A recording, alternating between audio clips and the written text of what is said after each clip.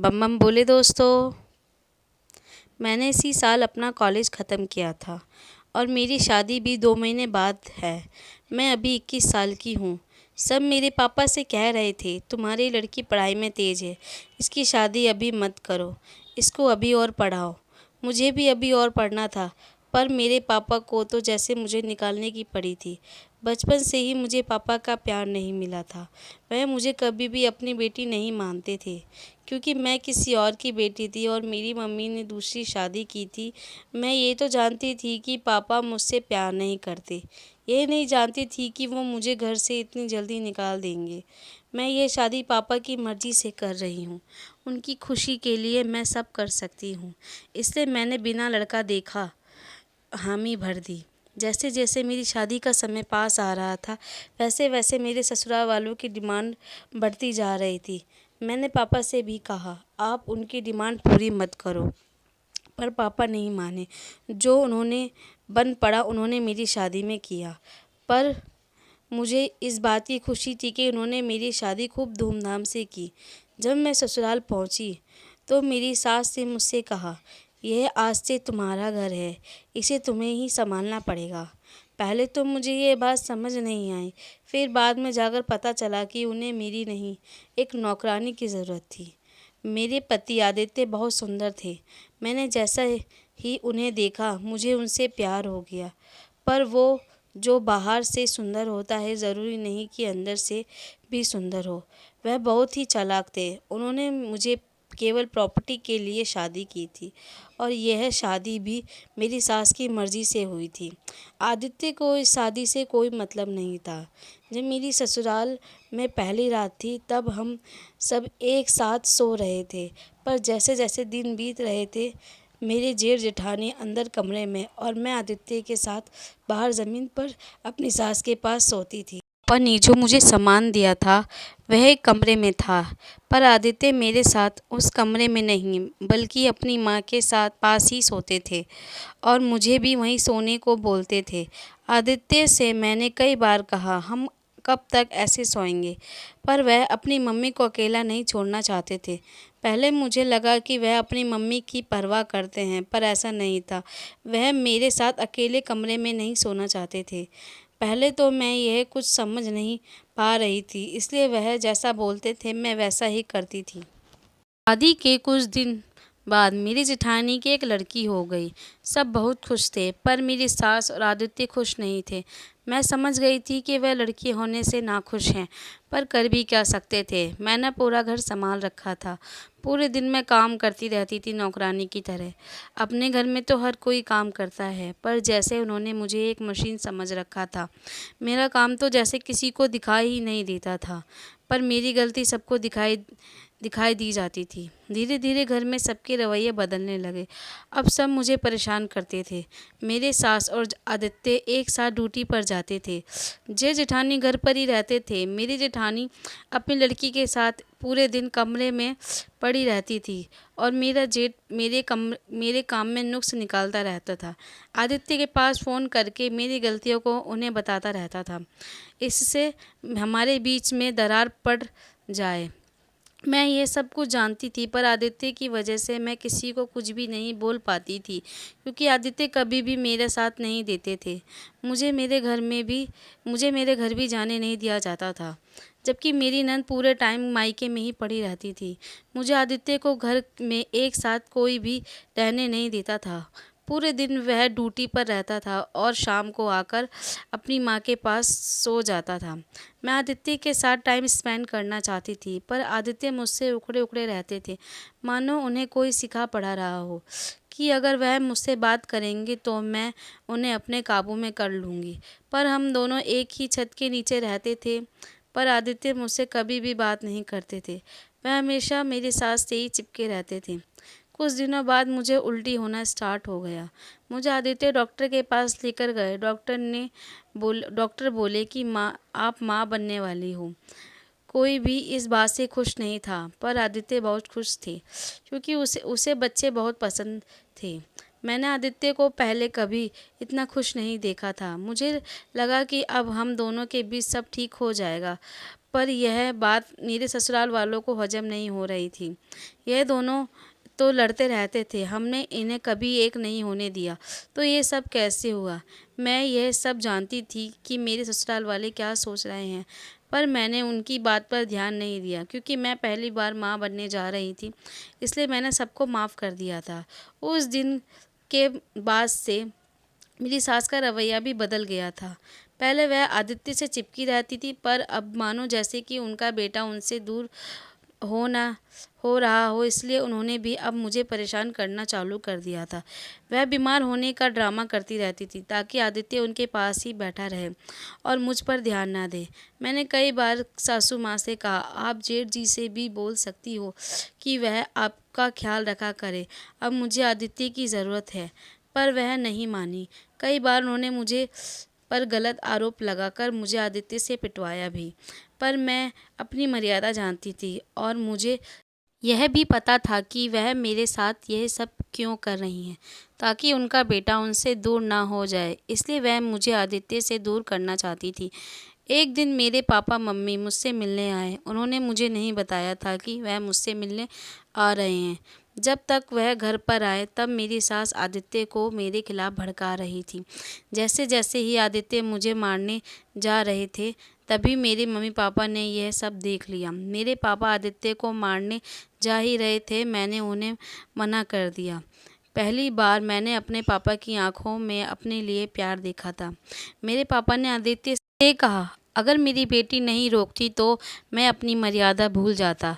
तभी मैं अपने पापा मम्मी को अपने साथ एक कमरे में ले आई। मैंने उनसे झूठ बोला कि मेरी गलती थी, इसलिए वह मुझे मार रहे थे। मैंने पापा से कहा, आप यहाँ कैसे? पापा बोले, हम यहाँ से गुजर रहे थे, सोचा तुमसे मिलते चले, पर यहाँ पर तो कुछ और ही हो रहा है। तेरी सास ने हमें पूछा तक भी नहीं और आदित्य तुझे मारता है, तूने यह बात हमें कभी बताई क्यों नहीं? मैंने पापा से कहा, आपने मुझे कभी प्यार नहीं किया, हमेशा अपने आप से दूर रखा। आप मम्मी से लड़ते रहते थे, मुझे लगा आदमी ऐसे ही होते हैं। मैंने आदित्य को ऐसे ही एक्सेप्ट कर लिया। मम्मी बोली, तेरे पापा और मैं लड़ते ज़रूर थे, पर उन्होंने मुझ पर कभी हाथ नहीं उठाया, हमेशा अपनी मर्यादा में रहे और ऐसी हालत में तो वह मेरा और भी ज़्यादा ख्याल रखते थे। मैं बोली, पर यह मेरा परिवार है, मैं इन्हें कुछ कह भी नहीं सकती। तभी पापा बोले, चल हमें अपने कमरे में लेकर चल। मैंने पापा से कहा, हमारा कोई कमरा नहीं है, मैं शादी के बाद से आदित्य के साथ ज़मीन पर सोती हूँ, सास के साथ। तो तेरा सब सामान कहाँ है? पापा बोले, एक कमरे में पड़ा है। मैंने आदित्य से कई बार कहा, मुझसे इस हालत में ज़मीन पर नहीं सोया जाता है, पर वह मेरी नहीं सुनते, अपनी माँ की सुनते हैं। मेरी इस हालत को देखकर मेरे पापा की आंखों में आंसू आ गए। मैंने पापा से कहा, आप मत रो। पापा बोले, मैंने देखे बिना छानबीन किए तेरी शादी ऐसे लोगों के बीच कर दी। तूने मना भी किया था, पर मैंने तेरी एक न सुनी। पहली बार अपने पापा को रोते हुए देख अपने लिए मैं भी उनके साथ रोने लगी। पापा बोले, तुम मत रो, तुम्हें इस हालत में अब रोना नहीं चाहिए। फिर मेरी माँ ने समझाया, जब यह लोग अपनी मर्यादा भूल रहे हैं तो तुम भी अपनी मर्यादा भूल जाओ और वह करो जो उन्होंने कभी सोचा भी ना हो। एक औरत क्या क्या कर सकती है, उन्हें दिखा दो, अपनी शक्ति को पहचानो। अब तुम माँ बनने वाली हो, अपने लिए नहीं तो अपने बच्चे के हक के लिए तुम्हें इन सबको सबसे लड़ना होगा। जब उन्होंने तुम्हें अपनाया नहीं तो तुम भी उन्हें त्याग दो। आदित्य को अपनी तरफ कर, प्यार से नहीं तो काली बन के। ससुराल में आदमी से ही औरत का अस्तित्व होता है। अगर आदमी ही औरत की इज्जत नहीं बढ़ाता और आदमी ही औरत की इज्जत कम करता है। आदित्य को अपनी वैल्यू समझा, तुझे ही अपना घर संभालना है। अगर तू अपना घर संभाल पाती है तो ठीक है, वरना अपने घर आ जाना, वह अभी भी तेरा घर खुला है। जब तेरी कोई गलती नहीं तो सहना मत, चाहे कोई कितना भी सताए। जुर्म करने वाले से जुर्म सहने वाला ज़्यादा बड़ा होता है और किसी से भी डरने की ज़रूरत नहीं है। तू एक बार आगे बढ़, हम तेरे साथ हैं। मुझे समझ आ गया था कि मेरे माता पिता मुझसे क्या कह रहे हैं। फिर वह वहाँ से चले गए। अगले दिन फिर से मेरी नंद घर पर आ गई। मैंने उन्हें खाना बनाकर दिया, पर उन्होंने खाना फेंक दिया और कहा, तूने मेरे भाई को कल अपने पापा से पिटवाया था ना? अब तू देख मैं तेरे साथ क्या करती हूँ। मैंने गुस्से से कहा, अच्छा तो तुम मुझे घर में पिटवाने के लिए आई हो? तभी वह मुझे मारने के लिए चढ़ गई। मैंने उनका हाथ पकड़ लिया। वह गुस्से से बोली, तेरी यह मजाल कि तूने मेरा हाथ पकड़ लिया। तभी मैंने उन्हें दूसरे हाथ से थप्पड़ मार दिया, मानो जैसे मुझ में काली आ गई हो। वह ज़्यादा आग बबूला हो गई। वह बोली, मेरा हाथ छोड़, पर मैंने उसका हाथ नहीं छोड़ा।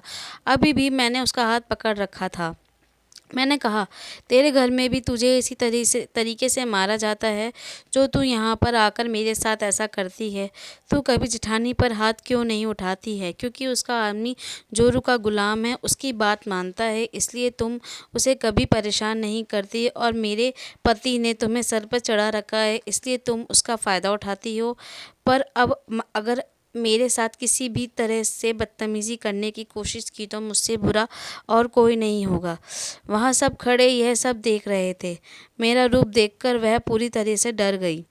तुरंत मेरी जेठानी ने आदित्य को फ़ोन मिला दिया और झूठ बोलने लगी कि मैंने नंद को मारा है। थोड़ी देर बाद आदित्य घर पर आ गए। उन्होंने मुझसे कुछ नहीं बोला और अपनी बहन के पास चले गए। सब बातें मेरी नंद की सुनी, मुझसे एक बार भी नहीं पूछा कि क्या हुआ था। तुरंत आते ही मुझे वह मारने लगे। मैंने उन्हें समझाने की कोशिश की कि मेरी गलती नहीं है, पर वह सुनने का नाम ही नहीं ले रहे थे। फिर मुझे समझ में आ गया अपने परिवार की पड़ी थी। मैंने आदित्य के सामने जैसे तैसे अपनी सारी बातें रखी। वह बोला, तो तू क्या मेरी बहन को मारेगी? मैं बोली, वह आप अपनी मर्यादा भूल रही थी। मैंने उनकी नौकरानी नहीं हूँ, भाभी हूँ। नंद बोली ड्रामा करते हुए, मैं इसीलिए यहाँ पर नहीं आती हूँ। तभी सास बोली, तू क्यों नहीं आएगी? यह तेरा अपना घर है और ये पराए घर से आई है। मैंने कहा, हाँ मैं पराए घर से आई हूँ। आपकी बेटी भी पराए घर गई है। अगर उसकी नंद उसके साथ ऐसा करती तो आप उनकी छाती पर चढ़ जाती। आपकी बेटी को सुख देखना चाहती हो और बहू को नर्क देना चाहती हो। मैं सारी बातें गुस्से में और रोते हुए बोल रही थी। तभी सास आदित्य से बोली, यह कुछ ज़्यादा ही बोल रही है, इसकी औकात इसे याद दिला दे। तभी आदित्य फिर से मुझे मारने के लिए आए, पर मैंने इस बात उनका हाथ पकड़ लिया और बदतमीजी से बोली, जब तुझे अपनी माँ ही चाहिए थी तो तूने मेरी ज़िंदगी क्यों बर्बाद की? शादी मत करता। मैंने इस घर को अपना घर समझा, तुम्हें सब कुछ दिया, तुम्हें तो हमेशा खुश रखने की कोशिश की, पर शायद तुम मेरे साथ खुश रहना ही नहीं चाहते और शायद तुम शादी का सही मतलब ही नहीं समझे। मैं तुम्हारी बीवी हूँ, कोई खरीदी हुई गुलाम नहीं कि तुम जो चाहे खुद करो और अपने परिवार को करने के लिए बोलो। क्या तुम्हारे पापा ने भी तुम्हारी मम्मी को इसी तरह से मारा था? मुझे पता था कि मैं अपनी मर्यादा खो रही हूँ, पर मुझे इस बात का कोई गम नहीं था, क्योंकि आज मेरे मुंह से सब कुछ सच निकल रहा था। आपने आकर मुझसे एक बार भी नहीं पूछा कि क्या हुआ था। क्या तुमने अपने परिवार वालों की इज्जत करना जानते हो? जैसे तुम्हारे घर वालों की इज्जत है, वैसे ही मेरे परिवार वालों की भी इज्जत है। जब कोई मेरी इज्जत नहीं करेगा तो अब से मैं भी किसी की इज्जत नहीं करूँगी। और आदित्य, तुमने तो कभी मुझे अपनी पत्नी स्वीकारा ही नहीं, मान सम्मान नहीं दिया, इज्जत नहीं दी। मुझसे ज़्यादा तो यहाँ पर एक कुत्ते की ज़रूरत है, जो करे सब कुछ पर बोले कुछ नहीं। उस वक्त मुझे अपने साथ किए हुए व्यवहार याद आ रहे थे, मानो जैसे मैं नहीं मेरी आत्मा बोल रही है। फिर मैंने अपना आखिरी फैसला सुनाया, जब मेरा पति ही मेरे साथ नहीं है, इस शादी का कोई मतलब ही नहीं है आदित्य के लिए, तो मैं यहाँ पर क्या कर रही हूँ? आज सबने अपनी मर्यादा का उल्लंघन किया और सबसे ज़्यादा तुमने, आदित्य। और अब मैं अपनी शक्ति का उपयोग करूँगी और अब आप सबको बताऊँगी कि जब एक औरत लक्ष्मी होती है तो उसे प्यार से रखना चाहिए, ना कि उसका अनादर करना चाहिए। नहीं तो उसे काली बनने में वक्त नहीं लगता और वह उसे घर का विनाश कर देती है। मैंने तुरंत वहीं पर पुलिस को कॉल कर दिया। मैंने पुलिस को अपने साथ किए हुए डोमेस्टिक वायलेंस, घरेलू हिंसा के बारे में कंप्लेन कर दी और आदित्य पर मारपीट का आरोप लगाया। पुलिस उन्हें ले गई और मैं अपने घर आ गई। कुछ दिन तक तो वह सारे लोग जेल में रहे। जब मुझे पुलिस वालों ने दोबारा बुलाया तो मैं उनको आज़ाद करवा दिया। कुछ टाइम बाद मुझे एक बेटा हुआ। मैंने जब उसे देखा तो मैं सब कुछ भूल गई। ऐसा लग रहा था कि मुझे मेरी मेहनत का फल मिल गया। आदित्य और उसकी माँ भी अस्पताल में आ गए और मुझसे माफ़ी मांगने लगे और मैंने उनको माफ़ कर दिया। फिर वह मुझे घर ले जाने के लिए बात करने लगे, पर मैंने जाने से मना कर दिया क्योंकि मैं ना तो आदित्य की इज़्ज़त करती थी और ना ही उनसे प्यार करती थी। मैंने साफ साफ कह दिया, मैं कोर्ट में डिवोर्स के लिए अप्लाई कर दिया है। पेपर आ जाए तो उन पर साइन कर देना। आदित्य वहीं पर मेरे साथ बेड पर रोने लगे और बोले, मुझे माफ़ कर दो। पर मेरा मन जैसे उनसे दूर हो चुका था। पहले वह मुझे नहीं रखना चाहते थे, अब मैं उनके साथ नहीं रहना चाहती। मैंने कहा, मुझे पता है यहाँ तुम मेरे लिए नहीं बल्कि इस लड़के के लिए आए हो। तुम्हारे घर में लड़कियों की तो कोई वैल्यू नहीं है। मैंने चिल्लाते हुए बोली, अब जाओ यहाँ से। फिर वह वहाँ से चले गए। मैं अपने बच्चे के साथ घर पर वापस आ गई। कुछ दिन बाद मुझे एक अच्छी सी नौकरी मिल गई और 1 साल बाद मेरा डिवोर्स हो गया और मेरे पापा को शादी का पूरा पैसा वापस मिल गया। इन सब में बस एक अच्छी बात हुई कि मुझे मेरा परिवार वापस मिल गया, मेरे पापा मिल गए। वह कहते हैं ना दोस्तों, अगर औरत को प्यार दो तो वह तुम्हारा घर जन्नत बना देगी, और अगर तुम उन्हें नफरत दोगे तो वह तुम्हारी दुनिया पूरी बर्बाद नर्क बना देगी। आदित्य अगर शुरुआत से ही सही चलते तो आज मैं और मेरा बच्चा उनके साथ होता, पर वह अब अकेले हैं और यही उनकी सज़ा है। मैं अनीता आपसे विदा लेती हूँ। फिर मिलेंगे अगली कहानी में।